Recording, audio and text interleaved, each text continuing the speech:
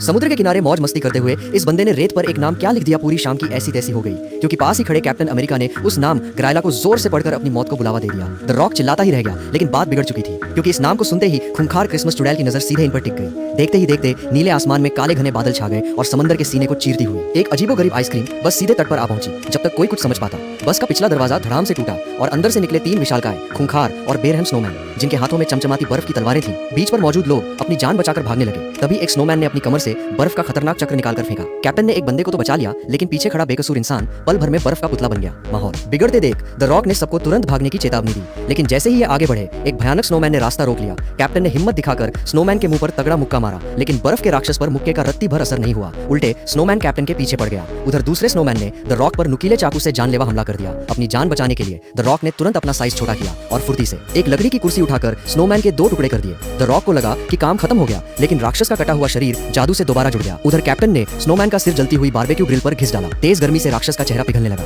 लेकिन फिर भी वो मरा नहीं और उसने कैप्टन को उठाकर हवा में उड़ाते हुए दूर फेंक दिया। अब द रॉक चींटी की तरह छोटे होकर स्नोमैन की पीठ पर चढ़ गए और उसके सिर पर मुक्कों की बारिश कर दी, लेकिन स्नोमैन ने उनकी गर्दन ही दबोच ली। द रॉक ने तड़पते हुए पूरी ताकत से स्नोमैन की गाजर वाली नाक उखाड़ फेंकी और उखाड़ते ही वो स्नोमैन पल भर में ढेर होकर बिखर गया। उधर कैप्टन ने दिमाग लगाया और एक गैस सिलेंडर में छेद करके जलती ग्रिल पर फेंक दिया, जिससे हुए जोरदार धमाके में दूसरे स्नोमैन के परखच्चे उड़ गए और कैप्टन सीधा स्विमिंग पूल में जा गिरा। कैप्टन अभी संभल भी नहीं पाया था कि तीसरे स्नोमैन ने उस पर हमला करके उसका पैर बर्फ में जमा दिया, और जैसे ही राक्षस अपनी बर्फ की तलवार से वार करने बढ़ा, द रॉक ने पीछे से आकर उसकी भी गाजर उखाड़ दी और बताया कि इनका सबसे बड़ा राज बस ये गाजर ही है।